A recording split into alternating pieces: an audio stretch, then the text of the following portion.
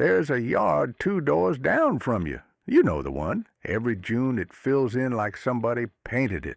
Purple spilling over the rocks, gold along the fence line, color clear back to the shed. And here's what eats at you. You never see anybody out there working.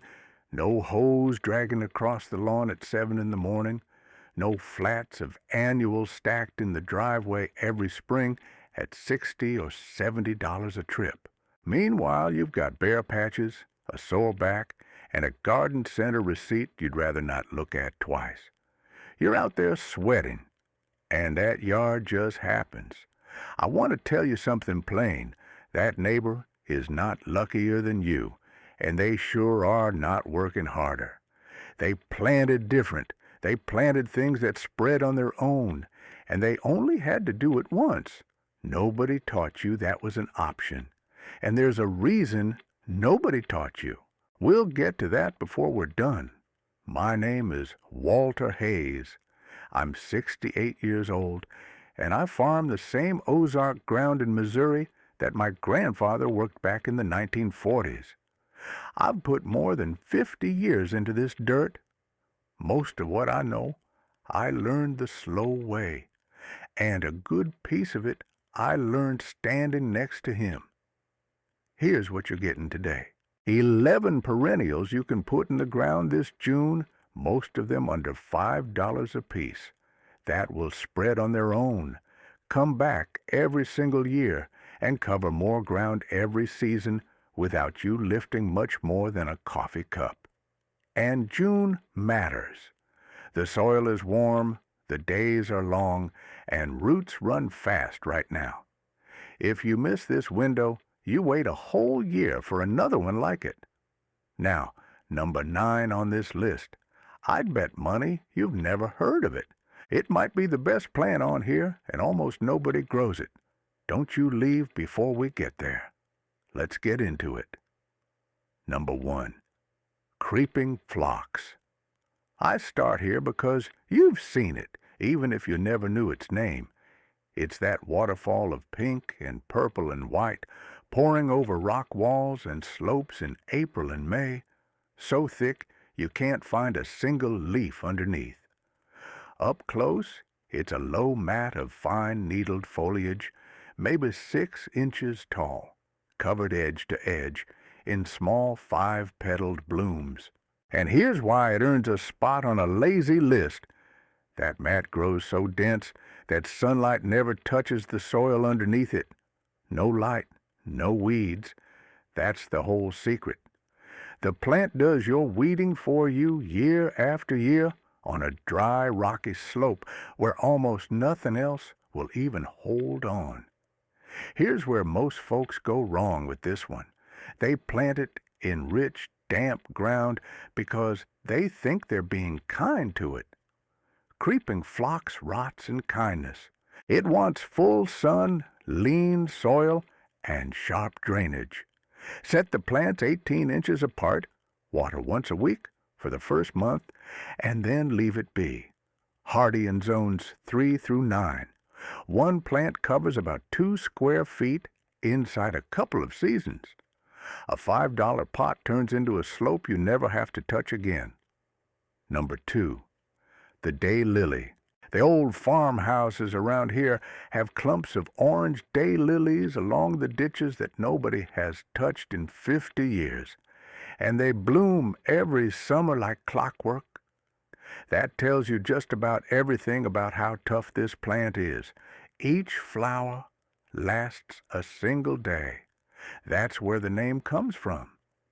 But a settled clump throws up so many buds that you get 4 to 6 weeks of bloom, and the reblooming kinds like Stella d'Oro go from June clear into fall.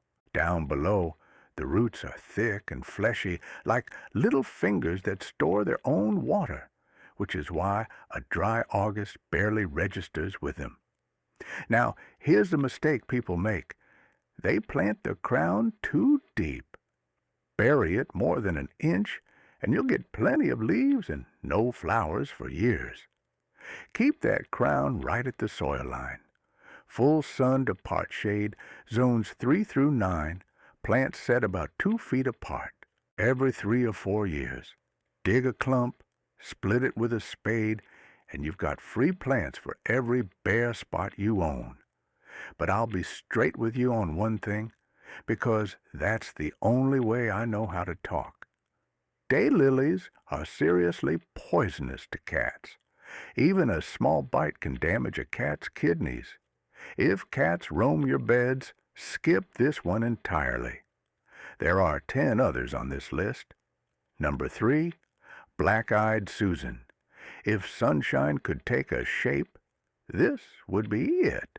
Gold petals around a dark brown center, standing 2 to 3 feet tall, blooming from July until frost in a patch that gets a little bigger on its own every single year. It spreads 2 ways at once. The roots creep outward underground, and the seed heads drop next year's plants all around the mother. It's a prairie native, built for heat, poor soil, and being forgotten about. Here's where folks go wrong with it. They cut everything down in fall because it looks tidy. Do that, and you've thrown away your free plants and the bird food besides. Leave those dark seed heads standing all winter. The goldfinches will work them through the cold months, and what they scatter comes up gold the next summer. Full sun, zones 3 through 9, 18 inches apart. Water it weekly for the first month, then walk away. My grandfather never planted a single one of these on this place, far as I know. They showed up on their own, and they stayed.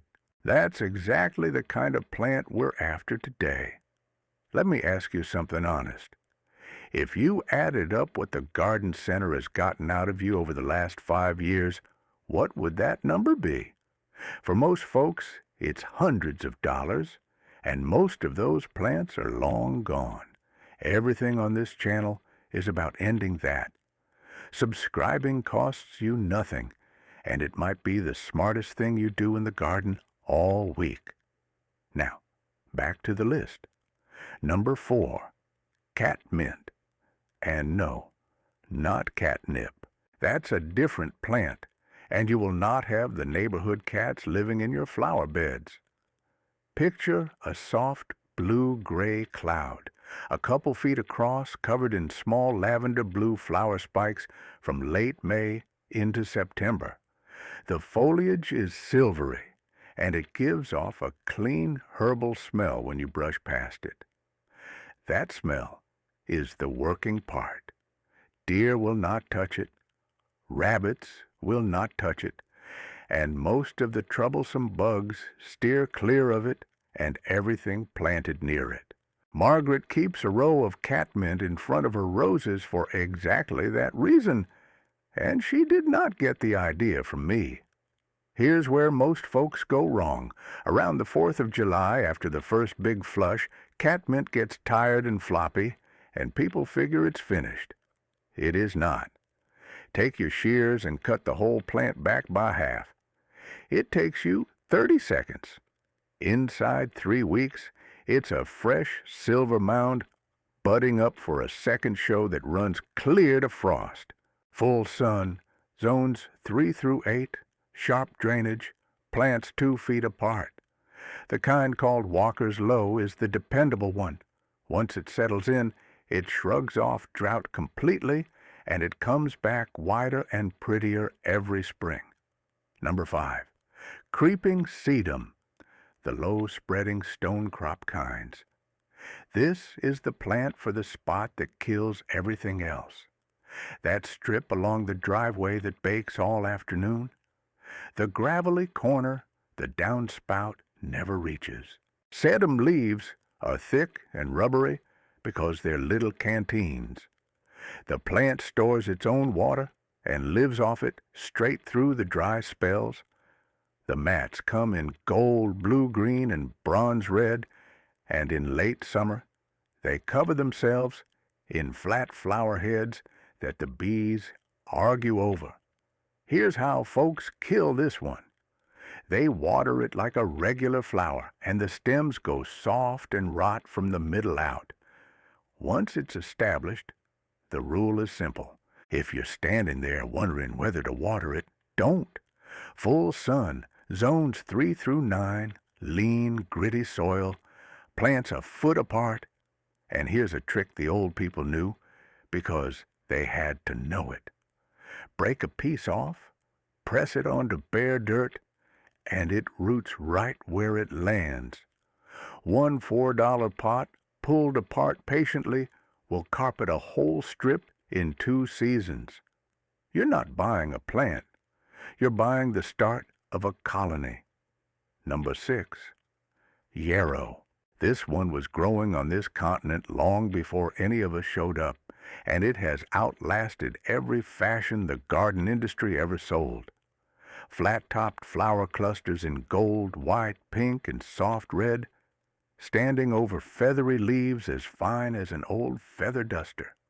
It blooms June through September, and the butterflies treat those flat heads like landing pads. Underground, it spreads by runners, steady and patient, a wider patch every year. Here's where most folks go wrong with yarrow. They fertilize it, feed this plant, and it grows tall, weak, and lays down flat in the first good thunderstorm. Plant it in your worst soil instead. I mean the worst you've got. Full sun, and it'll stand up straight all season long. Zones 3 through 9, 2 feet apart, water the first few weeks, and then almost never again in a normal year. Cut the spent heads back to the side shoots in midsummer, and it keeps right on blooming. The old folks kept yarrow by the kitchen door, and they did not keep anything that didn't earn its spot. Now stay with me, because we're getting close. Number 9 is still ahead. That's the one I'd bet you've never heard of, the one that fixes the hardest spot in your yard. And right behind it comes a flower that plants itself for free year after year. The back half of this list is the best half. Number 7, bee balm. If you want hummingbirds on your place, not once in a while, but daily, like they punch a clock, this is the plant. The flowers look like little fireworks frozen halfway through going off. Shaggy crowns of red, pink, or purple on stems 3 to 4 feet tall, blooming through the heart of summer. Hummingbirds and bumblebees work them from sunup to dark. It spreads by underground runners, quick enough that one plant becomes a real patch in 2 or 3 years. Here's where most folks go wrong. They crowd it against a fence or a wall, the air can't move, and by August, the leaves carry a gray dusting of powdery mildew. It won't kill the plant, but it sure is ugly. Give it open air on all sides, and look for the kind called Jacob Klein, which resists mildew better than most. Full sun to a touch of afternoon shade, zones 4 through 9, plants 2 feet apart. And this one does appreciate a deep drink in a dry week. It's the thirstiest thing on this list, and I won't pretend otherwise. That's the honest trade for the hummingbirds. Before we get to number 8, do me one favor. Put your state in the comments, or your USDA zone if you know it. I read everyone, and what you tell me down there decides what we cover next on this channel. If I don't know where you garden, I'm guessing. Help me quit guessing. Number 8, hardy geranium, the perennial crane's bill, not the red annual in the grocery store hanging basket. Those die in October. This one comes back for decades. The variety to know is called Rozanne. Violet blue flowers about the size of a $50, each with a small white eye in the center, and it blooms from late May until hard frost. That's 5 months and better. Almost nothing else in the perennial world blooms that long, and it doesn't climb or flop. It weaves. A soft mound about 2 feet around that wanders politely between its neighbors, fills every gap it finds, and smothers the weeds underneath as it goes. Here's the mistake with this one. By late July, it can look sprawled out and tired, and folks decide it's dying. It's just untidy. Shear the whole thing back by half, give it 10 days, and it comes back fresh and blooms straight through to frost. Sun or part shade, it honestly doesn't much care. Zones 5 through 8, 2 feet apart, ordinary soil, ordinary water, the deer pass it by. If I could only hand a beginner one flowering plant for a lazy garden, more often than not, it would be this one, number 9. And here it is, the one I told you about at the top. It's called hardy Plumbago. Some folks call it leadwort. I have stood at county garden gatherings next to people who've grown flowers for 40 years and watched them point at this plant and ask me what it is. Almost nobody knows it, and I cannot explain why, because it solves the hardest problem in your whole yard. Here's what it does.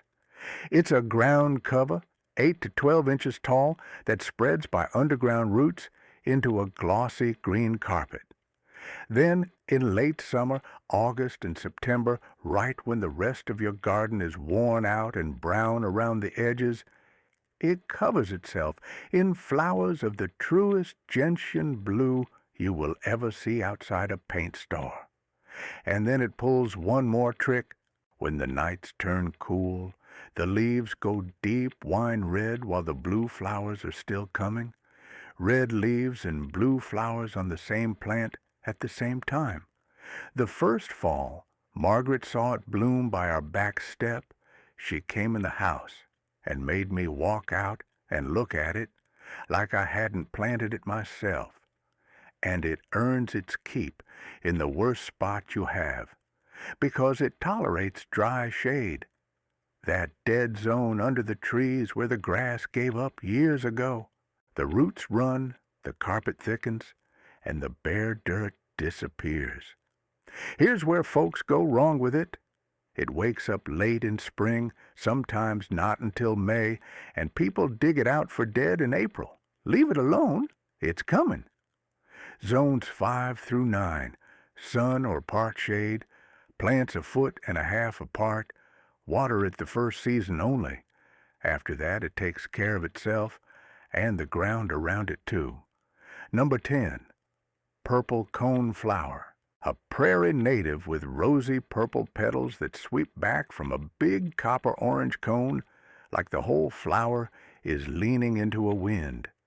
3 feet tall, blooming July through September, and about as tough as anything that ever grew wild in this country. Drought, heat, clay, neglect. It has seen all of it for a few thousand years, and it's still here. Butterflies work the cones all summer long. And here's the part that matters for a lazy garden. Every cone is packed full of seed. Leave the heads standing in fall, and the goldfinches will ride them like fence posts all winter, and the seed they scatter comes up as free plants the next spring. Your patch plants itself. Here's where most folks go wrong. They buy the fancy new colors, the greens and the doubles, and those are weaker plants bred for the catalog photo, not for your yard.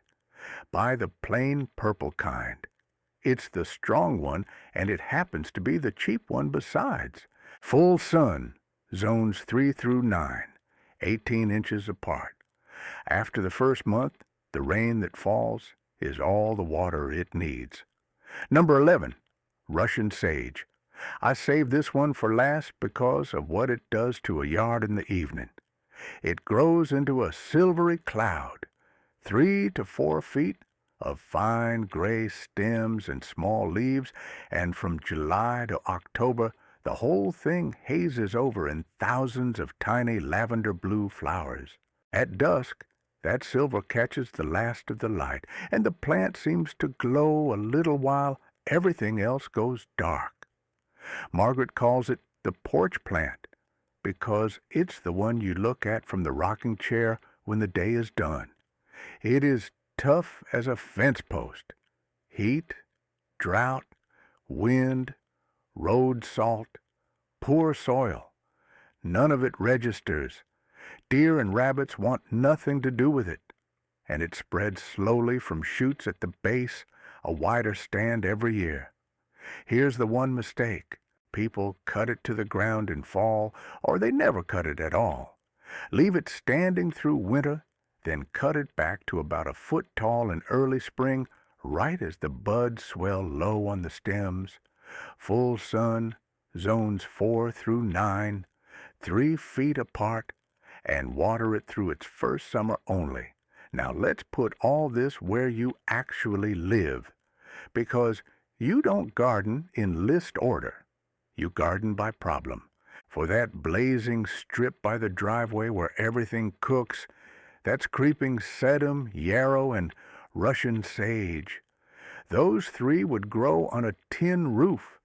For the dry shade under the trees where the grass quit years ago, hardy plumbago first, hardy geranium second.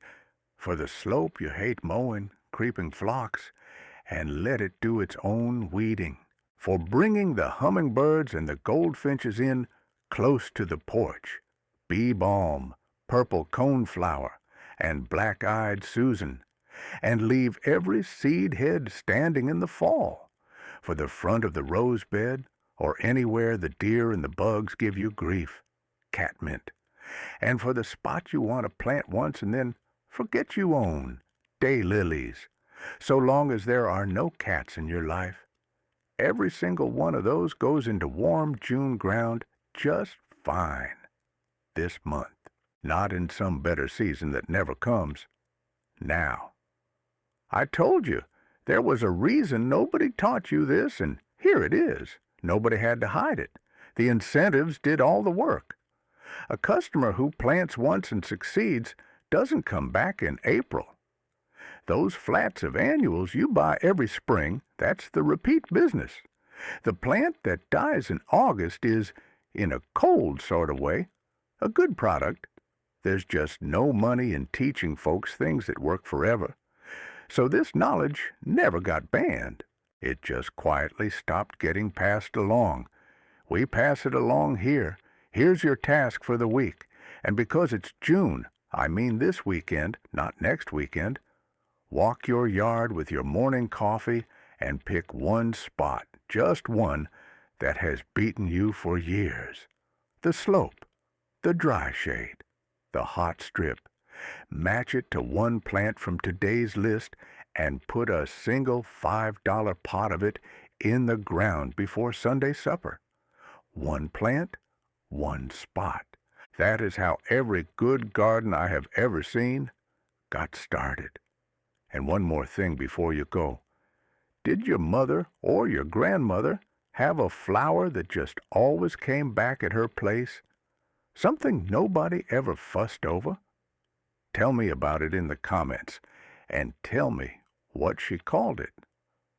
Those family flowers are exactly the kind of thing that gets lost when nobody writes it down. I read every single one. Next week, we stay right in this season. Most of today's spreaders will hand you free plants for the rest of your life if you know how to divide them, and most folks do it at the wrong time and lose half of what they dig. I'll show you how my grandfather did it with nothing but a spade and a cloudy morning. Until then, that's the old garden way. I'll see you next week.